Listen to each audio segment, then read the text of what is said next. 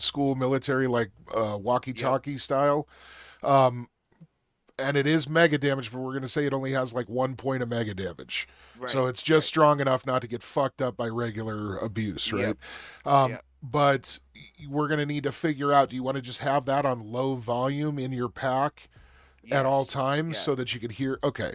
That is going to Yeah. mean that anybody close by, obviously, you know, just throwing it out there, it's going to be heard, okay? Well. Okay. I'm just Well. making sure this is No. all No. because No. it'll, No. That. you I know, mean, that does make sense, but I don't think that Ymir would do. like if you want, just let me know you're wanting to shut it I would off say I or would say that whatever at any time, you I know? I would say that mean, Renton has a good enough understanding of what gear we're working with, and he understands that's the way it's set up, and wouldn't probably give too much information over it, and him knowing that setup. Ren's got I ideas mean, already for his own comm to try to adjust it and make it more like custom to him and what he has, and will be wanting to do that. I mean, I did mention how I want to try to maybe make a set up for him for his Yeah. size that would be more compact and also more of like a earpiece as opposed to a little speaker that's And this is something that you guys are going to be able to find all over the place. It's not this isn't like exotic gear because of the setting you're in. So, you know, it at the th- same time, Ren talks low anyway, and also no one knows who the fuck we are. No, Anybody I'm can get not on the comms and say something. absolutely, and I'm not saying anything for right now. Like it doesn't make a difference right now. But if you guys, if Ymir was No. standing in front of a Yeah, in the boss and future. somebody comes over and is like, Yeah. "Hey, go ahead and take the boss out now," you know what I mean? A Like, fucking pack starts talking, and fucking Ymir's right? like, "God damn it! You blew my cover." Did you see that fucking guy's shirt at the bar? I'm right next to him, dude. Shut up! Shut up! Shut up! He's the bartender. All right, so the message goes Absolutely. out. We can say that Ymir had the demon box on in his pack just in case when Ren left he may have switched it on just in case he came over the wire, and as soon as he heard Ren's voice deliver the message he turned the demon box off and fucking put it back in his pack. Excellent, excellent. Uh, let's see in there. Okay, okay. Uh, let's Yeah. let's jump to comma. What are you wanting to do now that you've taken up your seat and you're watching the dancer? He said the dancer walked up to me. Yeah, that's where that's Oh, okay, okay. So Just making as sure, cause you're yep. sitting at the table, she slowly kind of dances closer and closer over to the table until you see her kind of stop with the tempo of the drums kind of halting right there. And the crowd lets out a huge kind of crescendo of applause as she takes a really subtle and demure kind of like little kind of bow, almost just with like the flourish of one wrist and the nod of her head to the crowd. As she does so, she kind of catches a loud kind of gasp of breath now that she's able to kind of steady herself after all of the aerobics. And she turns with a pirouette and plops down on the opposite end of the table from you, and in one smooth motion, swipes her hand across the surface of the table, picking up her drink, and holds it up to you in a kind of cheers gesture, just waiting for you to respond. I'll go ahead and grab my drink and go and knock back the glass in a cheers celebration. All What a right, wonderful performance. all right, excellent. She clanks your glass and just nods very, very, subtly, and closes her eyes and just does the exact same, just downs the entire glass. Um, you know that Atlanteans' physiology is incredibly uh, uh, robust, and that this individual probably would be capable of drinking glass after glass of that for hours without really being overly affected, just like you. But the taste is still very pleasing, and it has a kind of edge to it that definitely kind of bristles the hairs on your arms and is delicious. So as you guys finish your drinks, she sets hers down and kind of leans forward on one elbow and places her chin on the clenched fist of that arm that's resting on the table. And as she stares at you from across the table, you see flickers of the firelight dancing around in her eyes, and in the kind of smooth sheen on her lipstick. And as you're gazing at her across the table, you're stricken by the beauty of this individual. Even in your travels across the multiverse, it's rare that you found someone so alluring as this person. And it's not based just on their physical appearance, but just the primal kind of energy that they move with. She has that kind of self-assured conviction of her own kind of prowess that Atlanteans often feel is lacking in some of their contemporaries among the mortal races. Mortals, by definition, are short lived, and so it's hard for them to get the kind of swagger that a truly immortal creature can manifest after centuries and centuries of overcoming adversity. And this person has all of that in spades. She just drips that kind of confidence. And definitely it kind of, yeah, it's very attractive. As you are gazing at her a little more closely, you notice that all of her tattoo work is unfamiliar to you. And this in and of itself is actually fascinating because the majority of, kind of tattoo lore, at least as far as what they do and what's available and what common Atlantean tattoos are. These are all wholly different from those. They look to be in a completely different mystical and artistic style, and you're not sure if they would even work in the same kind of way. And so, anyway, this is very intriguing. As she's watching you watch her, she actually kind of lets out a low, whispered voice and says, "You're wondering what they are, right?" I nod in a yes gesture. They Okay. they seem different from what I've known from the past. Okay, and at this, just a tiny hint of a smile creases her lips. And she lowers her eyes back down to the kind of goblet in front of her.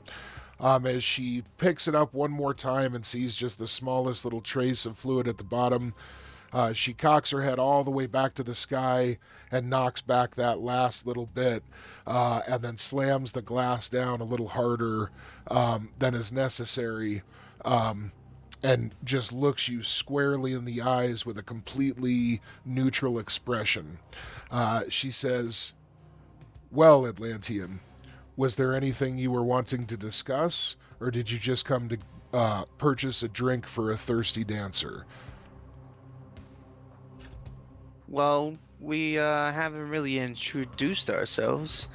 The name is Akia Kumai, but you can call me Akama for short. How may I address you? She looks at you and just a whisper of a smile touches her mouth, and she says, "You may call me Seraph."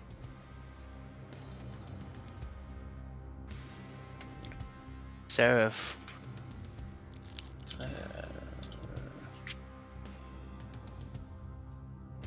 What a beautiful name. You seem that you have been bewitching the crowd with your majestic dance moves. I've been very entertained.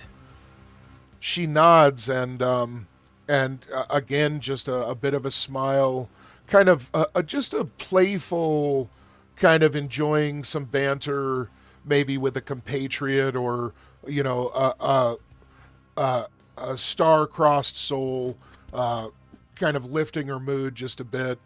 And she looks down at her arm and she says,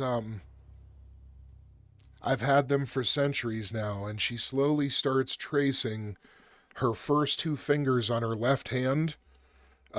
She starts tracing them down from her right shoulder, down her left arm, and up to her. I'm sorry, yeah, she takes her first two fingers of her left hand, touches her right shoulder, and traces down to her right hand. And as she does so, you see that this intricate, incredible inkwork of her tattoos, it actually separates like fluid when her fingers touch her skin, and the tattoos flow away from her fingers. The ink seems completely liquid and almost like it's under a clear kind of plastic layer. And as she's moving and putting pressure across her skin, all of the ink seems to flow away just as liquid would in that situation.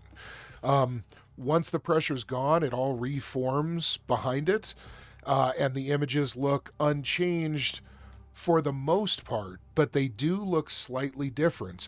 And you're noticing now that the actual images of the artwork, they're not necessarily defined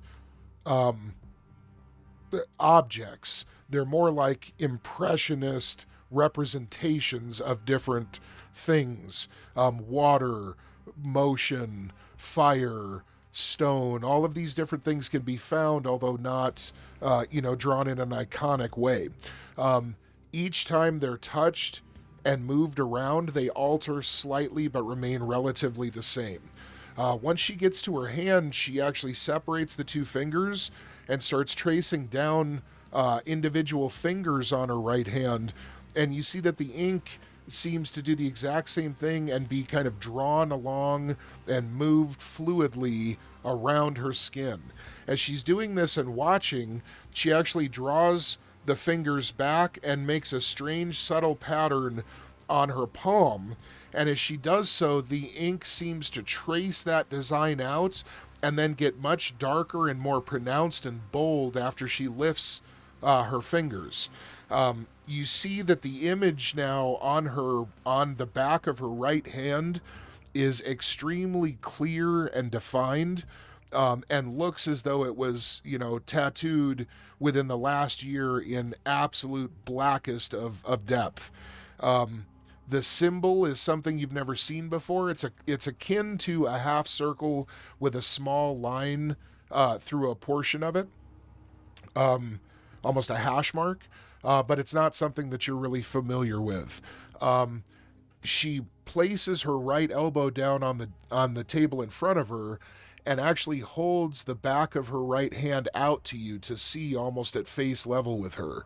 And as you're looking at that tattooed image, you see a dull, kind of silvery shimmer waver across the form of the tattoo.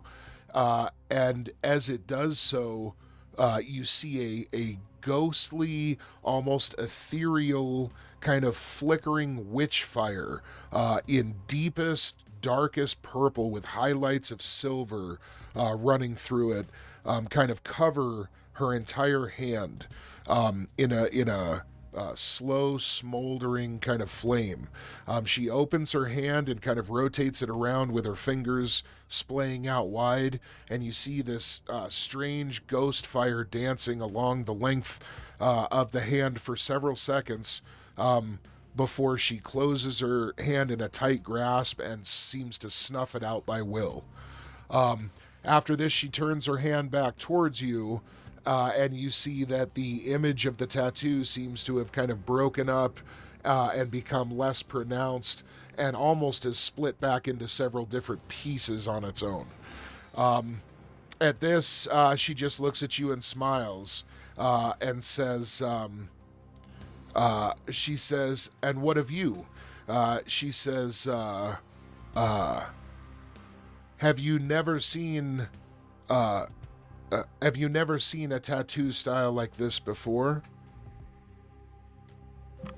Not at all. This is a first for the many I have not crossed paths with another Atlantean in years. If you don't mind me asking, what clan are you with? Okay, at this, her eyes slice into narrow dagger slits, and she seems to bristle up uh, as soon as the question sinks in. Um, her back stiffens, and as she sits up straight, she almost hisses out to you in low, low tones. Why do you need to know that?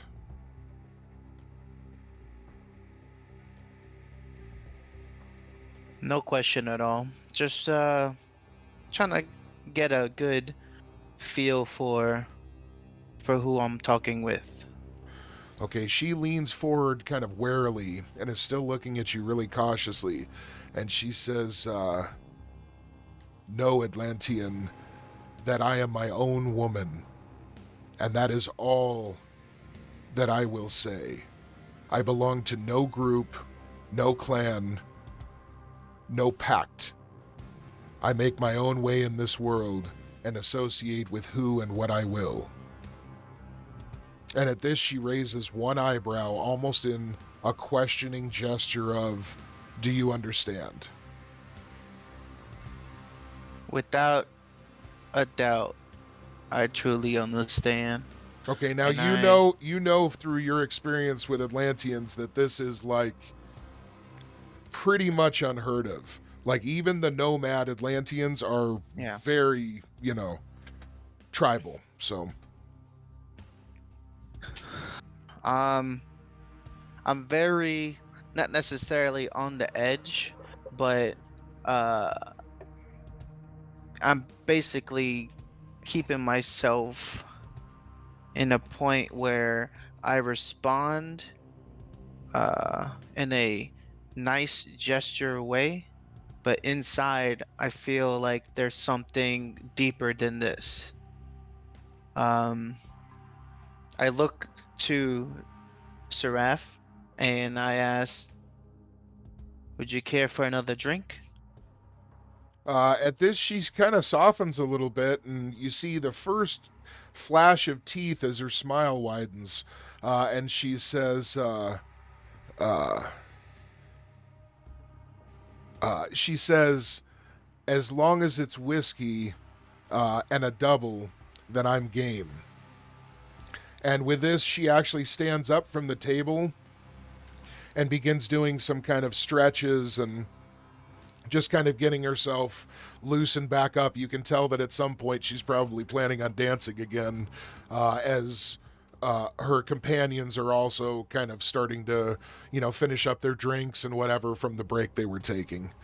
Um, I look at her and I say, "You had me at whiskey." So then I get up and I start making my way to the bar. all right, you head over to the bar. All right. See, I'm so glad you fucking made a perception check, bro. God damn. Absolutely fantastic. All right, so we're going to jump over to Ymir. You have now pretty much closed the distance at the kind of, slow pace that Lars was setting in his stupor.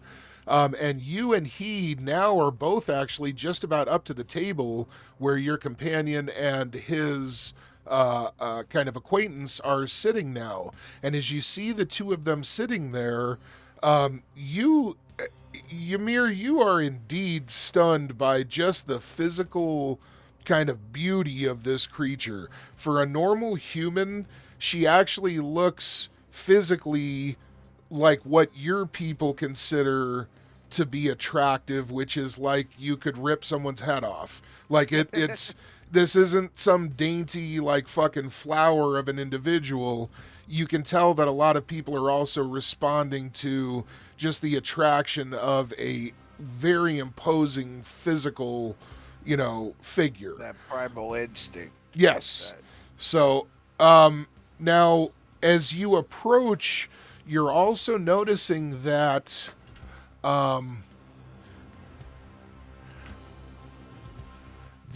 sorry, let me make sure that hits right. That this individual There we okay, go. good. That Yep. this individual is actually watching pretty intently the activities at the table that you're approaching. And it seems as though even though his head is down and most of them seem to not be paying much attention, you notice that because of your acumen with these kinds of settings, that whole group is definitely focused on what's happening right where you guys are at. Um, and you're also go ahead and give me one more perception check, please. All right.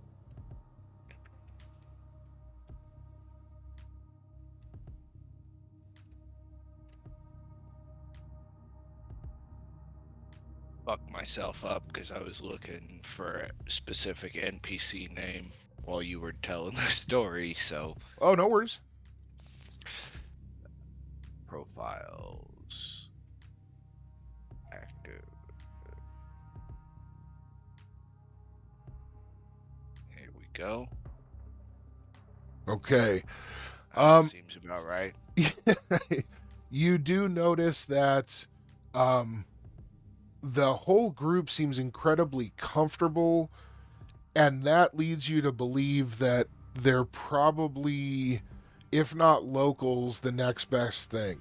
They definitely seem like they're fitting in, and everybody seems very just kind of deferential to them and relaxed and familiar. You see several nods between some of the staff at the local establishments and things, and people shaking hands as they go by. So you're definitely getting the impression that these individuals are like at least liked and known around this area.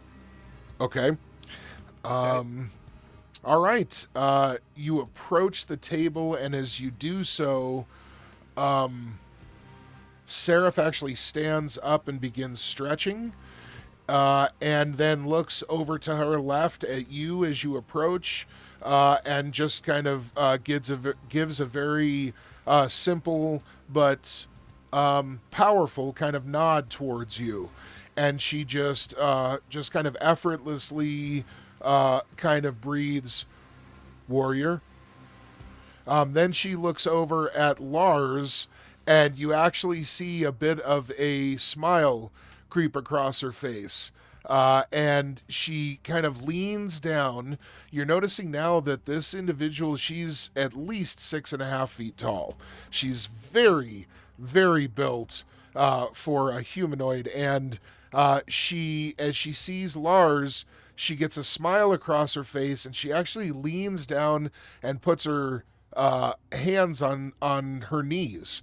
And almost like the way you would with a puppy, she gets this huge grin and kind of sticks her butt out behind her and kind of starts wagging her head side to side and says, "And what do we have here?" And as soon as she says that, you see Lars put his head down, and like a child, he puts his hands up to his face and kind of covers his face.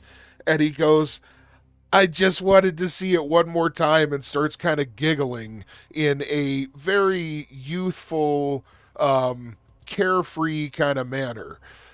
And as he does so, she stands up and holds her arms out in a huge, familial kind of way. And as soon as he steps forward, she just wraps her arms around him. Now, he's a tall drink of water. He's a big man. Right. But as she wraps her arms around him, she effortlessly lifts him way up into the sky and holds him there. And she says, "You ready to drink, buddy?" And he looks down at her, and he just gets this huge, excited grin, and he says, "Da, da, let's do." And as she drops him, he starts very quickly shuffling off to one of the kind of kiosk locations nearby that seems to sell what look to be kind of German spirits, all kinds of ale and delicious meads, scents coming from its location over to you guys. So as he takes off to go pick up some drinks, she turns back around and straightens her hair and kind of straightens her attire after the encounter, and kind of she flashes you a kind of just relaxed, carefree smile, Ymir, and turns back to you, Akama, as you approach with, did you get up to go, you got up to go order more drinks, right? Oh yeah. Okay, so you head back over as that exchange is ending, and very quickly that same waitress brings two large kind of snifters out that each have 4 fingers of whiskey. And she sets them down in front of both of you. Now, without even looking at the table or the waitress as she went by, Seraph reaches out, still looking in a different direction, and just deftly swipes the snifter up and just knocks it back in one smooth motion and slaps the glass back down.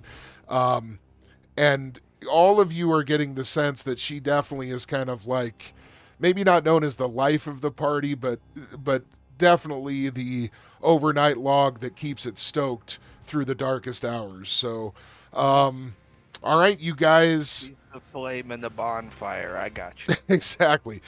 So you guys are now basically together in that small group where Lars, after just a couple of moments, comes back over, and he appears to have a couple of servers with him that set down large mugs of ale in front of each individual, and then a couple of shots of what looks to be some kind of like honey kind of liqueur accompany those. So there's a whole round of drinks now on the table, and everybody is kind of invited. Akama, Ymir, I want to kind of leave it open to you. Lars is just openly in adulation of Seraph, and is basically just kind of sitting there, just almost like chin in the palms of his hands, like staring across at her with hearts in his eyes. He's just absolutely, you don't quite get the message that this guy's like some kind of creep about it, but he's definitely like, if anybody, Boy. oh yeah, Fanboy. 100%, Yeah, 100%. Yeah. And he keeps, Ymir, he actually keeps elbowing you subtly and just kind of pointing at her when she's not looking and kind of nodding at you. I mean, he's got it really fucking bad. Let's see. And he starts hitting the sauce pretty good too. He looks like he's somebody that's down to fucking party and knock him back. So as soon as they show up, he starts really getting into it. Akama, now that you're back, it looks like she's probably getting ready to start dancing again relatively soon. Is there anything? She kind of glances over at you almost quizzically, wondering if there's anything else you're wanting to discuss before, she gets back to it. No, I let her go and get back to it. Okay. She turns. Ymir, anything you're wanting to do as she's walking back towards the fire? Just get Ymir's got a huge grin on his face, seeing how bashful and kind of fanboyish his fellow Russian and fellow Smith is being right now. Because being a hardened people like they are, you don't associate this kind of outward emotion with them. So to see Lars like this puts Ymir in halfway. It fills his heart with joy, but he's also cracking up because he's not his people are not known, even the humans are not known for their sense of humor or their outward emotion like this. So to see him, this kind of puts him in stitches, and he just he lightly claps Lars on the back with one palm and goes, "Seems the two of you were bewitched by that one's curve, yes?" And at this, he just looks up and he says, brother, if I could give everything I own for one moment with her, I would do. But alas, she sees me as family, and so a brother is the part that I must play. And with this, he doesn't even look disappointed at all. He's just totally fine with it. You know what I mean? I can fucking totally relate to Lars on a new level now. But that's real life shit, GM. I don't know know That's if that great. was intentional. Oh, I'm that's great. picking up what you're putting down. All right, so you guys watch as she slowly just kind of heads back over towards the fire, and as the music and the drums pick back up, the celebration really starts kicking off. We're gonna swing on over. What's that? Oh, Go ahead. I was just going to say, as everybody starts to drink, Ymir is still very curious about the energy from the group across the street. He can tell they're locals, but he can also tell that they've been watching him or eyeballing him, which is intriguing him. Despite all the festivity around, he knows when people are looking at him. And noticing this, he wants to try to break the ice, so he just gives 2 quick knocks on the table like I'll be right back, and strolls over to the bar. Now you can go to Okay. Ren if you wish. I So just you're wanted you're to- str- you're heading over to the bar. yes. Okay, Uh-huh. perfect. So as we switch over to Ren, Ren, you continue on. Your drones haven't really pointed out anything else interesting so far because it's all so far, relatively just been small shops and, little venues of one nature or another, but nothing that's really standing out. But on your walk, you are seeing some things that definitely look interesting. A couple of just kind of decent looking little bars and eateries and things like that. After a little bit, you pass by what looks to be a kind of darker kind of alley that seems to have what looks to be one of the only actual kind of motels set up. And as you pass by, you notice that might be an interesting place to, find lodging if needed. Pick it up for me. The storefront that you see here, or the kind of front building that you see here, is actually connected to a much larger facility in the back. This is kind of like, it's kind of like the bar, restaurant, lounge front kind of area.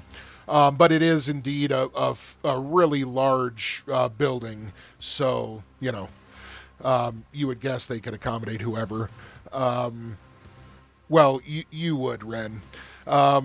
You see that there's also a large kind of bay that's built in on the right-hand side that looks like it allows, for deliveries and whatever else to kind of come and go. Let's see. You're noticing, too, that most of the individuals that you're seeing do seem to be pretty much human. Very few creatures of magic and fae and things like that, but they are scattered around. One thing that's interesting to you is you're kind of wondering about this place as you look around at the setup, how exactly they kind of maintain security. Because just from what you've seen so far, there's a lot of resources and a lot of value held in a place like this, the Wandering Aristocrat. And although you've seen some defensive capabilities, you haven't really seen anything that would explain like how magical raiders, for example, don't just teleport in, rob all the stores and shit with strong arm tactics, and then leave. There seems to be some technological defenses, but for the most part, you're just kind of wondering how this place keeps kind of magic at bay, which is something that you're just naturally inclined to kind of, just like an electrician going through a house that's being built, you're going to snoop a little bit. You do see some mundane security apparatus, like some security cameras, and there's a few little drones and stuff kind of bobbing about here and there. But for the most part, you're not even really seeing like large security troops or bots or anything like patrolling the streets. So it's just a little curious to you. You move through part of this district very quickly and arrive. Let's see. Great art asset, by the way, GM. Just want to throw that out there. That's a great looking motel asset. Oh, right on. Um, so as you're following Geiger, you get the feeling like you're kind of approaching your destination. And she kind of turns over her shoulder a little bit as you're walking, and she says, um, "Are you just looking for spell magic or gear, or both?" Be anything. I don't know what is available. So at the moment, whatever they have to offer, I'm interested in looking at. Okay. Um, she nods and turns back around, and she takes a kind of sharp left at the next small intersection. And up ahead, you see there looks to be just kind of an open, sort of an open air, kind of nightclub, food court, kind of lounge area. And as you guys approach, you see that the heads of several of the denizens turn to kind of inspect you. This is a place where you would guess information and illicit services are generally exchanged. It has a kind of open and public feel, but it also has a very private atmosphere at the same time. All communication seems to be done in whisper, and people are using many different kinds of digital resources as well to seemingly exchange information in the shadows of the darkened night, to exchange secrets, to sell knowledge that is valuable.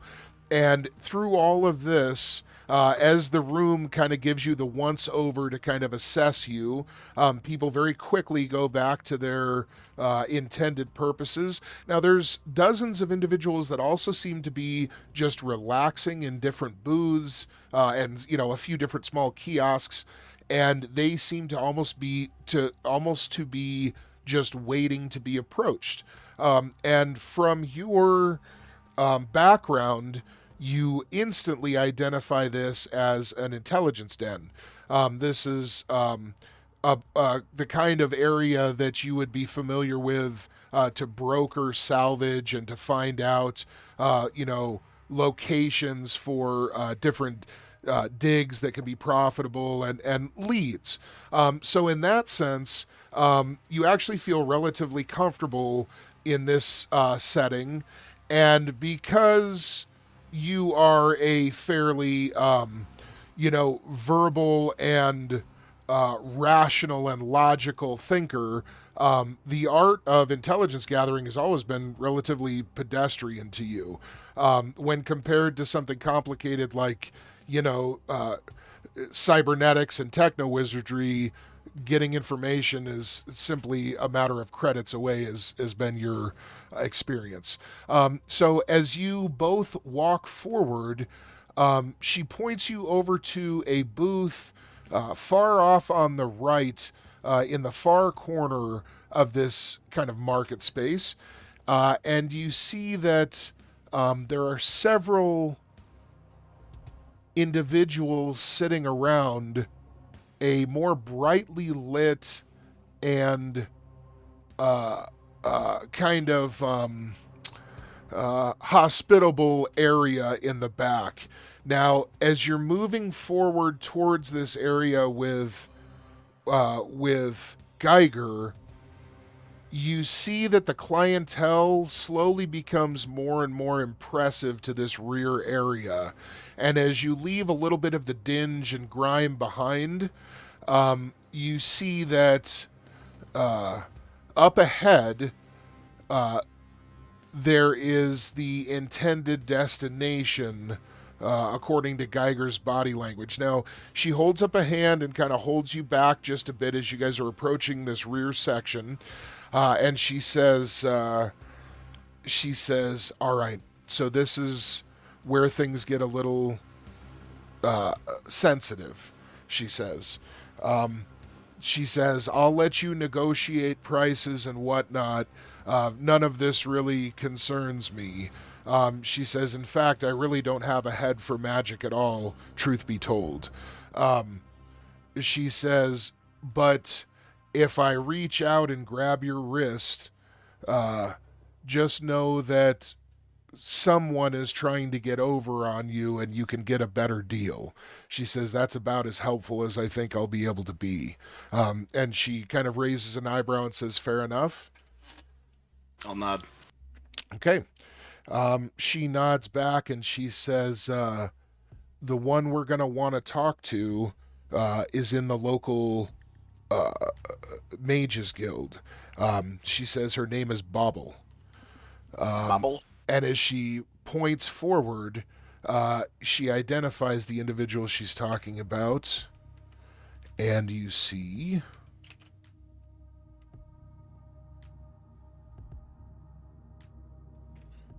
these people gathered around, with Bobble being the one with the purple hair.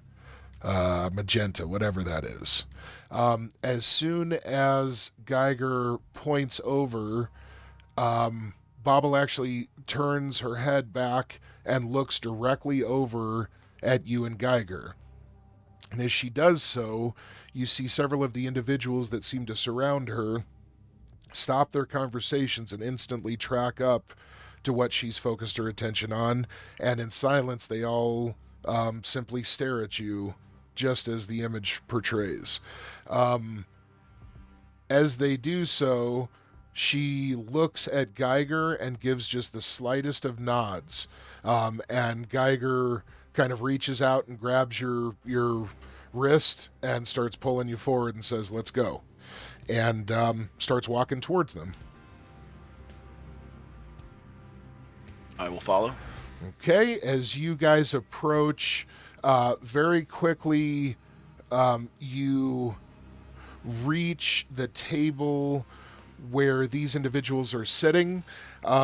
As you get closer, you notice that probably half a dozen others in the background have turned their attention towards you as well, including one very large humanoid-looking individual, but his proportions are mammoth. He stands easily 10 feet tall and is shirtless and just nothing but slabs of muscle on muscle. You're not exactly sure what he is, but he's definitely not human. And by the kind of war gear that he's wearing, some kind of heavy-looking shotgun and a wicked-looking serrated cleaver of some type, you would guess that he's probably a mega damage being. Anyway, all of these individuals are slowly just kind of tracking you and Geiger as you move forward, and you're hyper aware that you are definitely in the lion's den. Many of these individuals appear to be, to your eye, instantly recognizable as different shades of techno-wizards, battle magi, elementalists, psionicists, heavy hitters, not just mercs that can throw a spell here and there. So as you approach under this withering gaze, it takes a little bit for you to kind of steel yourself against, this level of scrutiny. But you step up to the table, and with a pull in your spine and your shoulders back, you say, what? I was told you are a person I could speak to about possibly acquiring tools of my trade, whether it be gear or spells. Is that accurate? Okay, and at this, she takes a napkin from the table, gently dabs the corner of her mouth, and then takes that hand and reaches up and touches the apparatus on the side of her cheek. As she does so, a hollow display of quite sophisticated design springs across her field of vision and is visible to you. You can see in its reflection that it is running several different suites of diagnostic sensors across the pair of you. And apparently, what comes back is acceptable. And so she once again touches the display and it fades out. She says, "Indeed, for the right price." And she says, "And who am I addressing?" My name is Ren. Okay, and at this, the silence afterward is punctuated by a small bark of a laugh by somebody in the background. And with this, she slightly turns her head back to the direction of the small laugh, and right away you hear somebody clear their throat in embarrassment. She turns back to you with the same kind of stone-faced expression, and she says, "My apologies." She says, "Ren, who do you associate with? Where would I know you from?" I don't think you would. Okay, and at this, Geiger actually speaks up, and she says,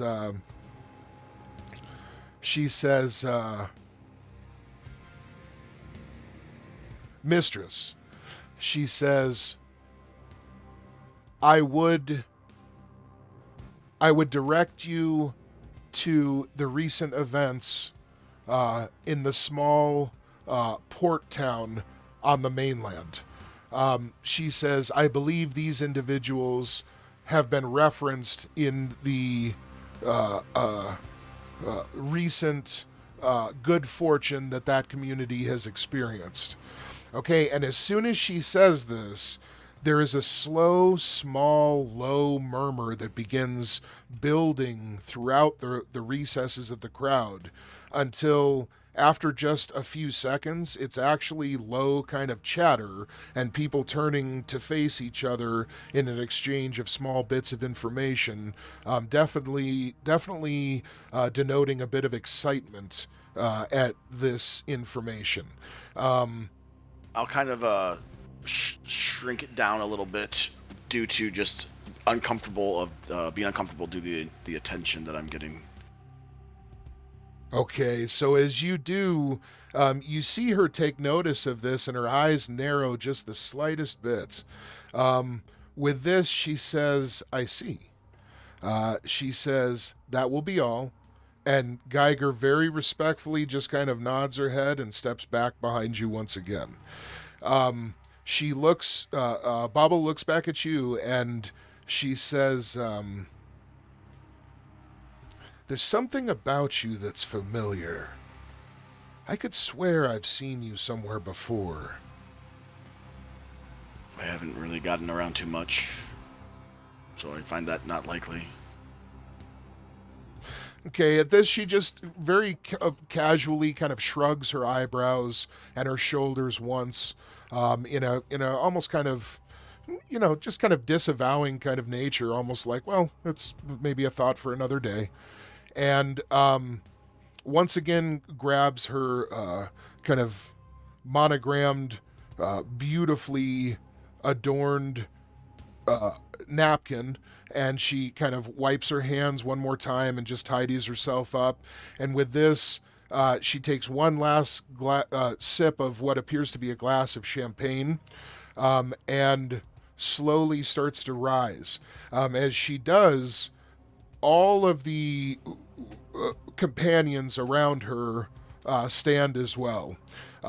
And right away they begin handing her some of her, pieces of gear. A small satchel is returned to her, as well as what looks to be a saber with a really ornate, some kind of techno-wizard kind of cutlass. Its make is absolutely superior, and you're a bit awed by the level of its construction and design.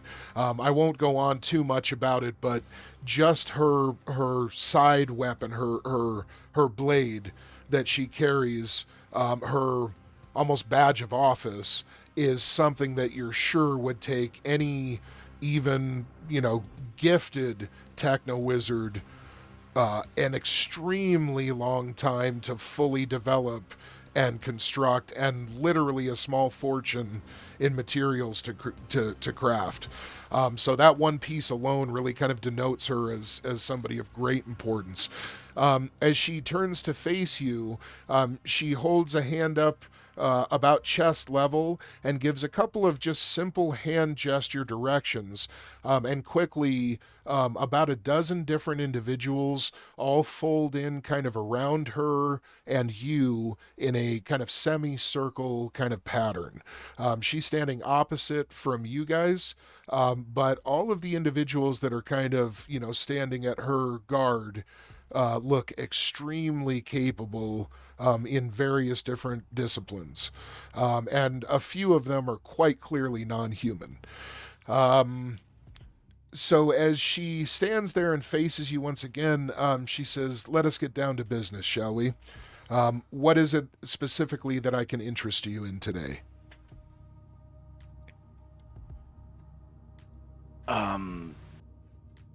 I'm fairly new to this, and I don't have the largest knowledge of spells to help me create, so I guess we could start there. She says, "Very well, Monica."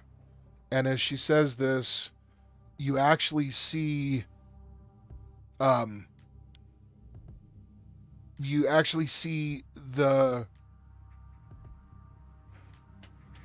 the shadow of Bauble, which is being cast onto the floor beneath her feet by the ambient light.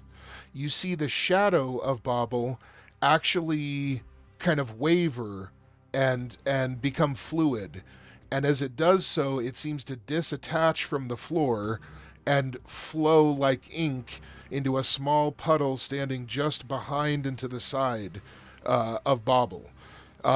From this small pool of black liquid, a humanoid form rises up as though coming up from a pit of mud and being covered slowly as it does so. Only the mud is just jet black ink. As it rises up, it rises to about 4 feet tall. And at that point, the puddle that it's being formed from coalesces down and becomes the very bottoms and sides of the feet. And you see that now standing before you is a shadowy looking young woman, no more than maybe, 17 or so. And she is dressed in what appears to be just a simple, like school uniform, a private school kind of uniform. Everything about her coloration, though, is just in shades of shadow, gray, black, and so on. And in fact, the child actually almost looks to be just made of shade. The only thing about it that is clear and defined is the large round eyes that as they look up at you, they just reflect a deep kind of bluish kind of shimmer. As the eyes look up at you, the mouth parts slightly, and you hear a almost ghostly, ethereal voice say, "Madam?" Bauble looks down at Monica and says, "Our guest will need the list of repository spells available to non-affiliates. Also information on joining the guild if he should see fit." At this, Monica in the same ghostly voice says, "Of course, Mum," and nods once simply and appears from within her chest to just draw out a small notebook of the same shadowy stuff that she is made of, and from between her fingers appears a long plumed pen of the same stuff. And very quickly, this Monica individual begins making some notes in this shadowy book. Bobble looks back up to you and simply, very casually and relaxed, just says, "What else can I do for you, stranger?" Tell me how you made your blade. Okay, and at this, a wolfish smile flashes across all of the faces of her assistants and compatriots, but her features remain stoic and unchanged. They all seem to know that there's an amazing story behind that, but she simply shrugs and says, "'Tis a badge of my office, nothing more."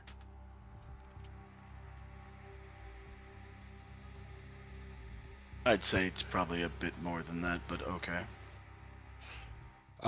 At this, she does let out just a very low chuckle, and she says, "The blade itself is an artifact from the time before Rifts." She says, "It in fact has several histories, none of which I'm sure are the true one."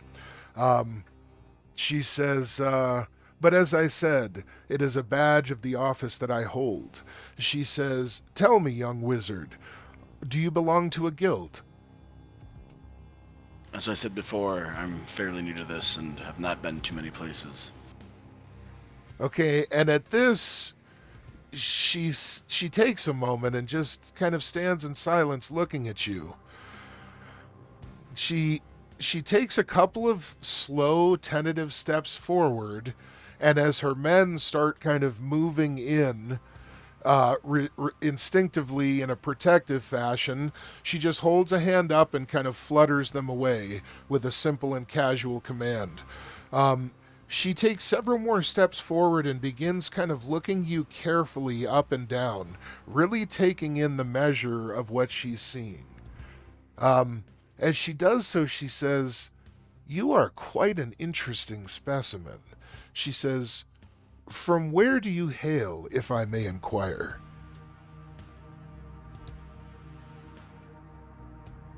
That's a little private for me at the moment. Okay. I'm not sure. And at this, she holds up a hand in supplication and says, "I understand." She says, "I am correct in assuming you are a practitioner of techno-wizardry, yes?" Correct. She says, "And those limbs, something special. Not often do you see a mage with cybernetics." Not my first choice. Okay, It's working with what I have. okay. And with this, she just nods, casually, and she says, "Well, if you've never been a member of a mages guild, perhaps Monica will be able to convince you of our merits." She says, "There are many services that we offer, including reduced rates for spell crafting and tutelage." She says there are other benefits as well, but I will let those be explained by those who do that best. And she just kind of flourishes a hand towards the shadowy Monica character. She says, "I fear that I am late for a prior engagement and must be away soon." She says, "But I would give you an opportunity to ask any further questions quickly before I go." She says, "I would be interested in a meeting with you in the future so that we could more thoroughly discuss topics of magic and perhaps collaborations in the future."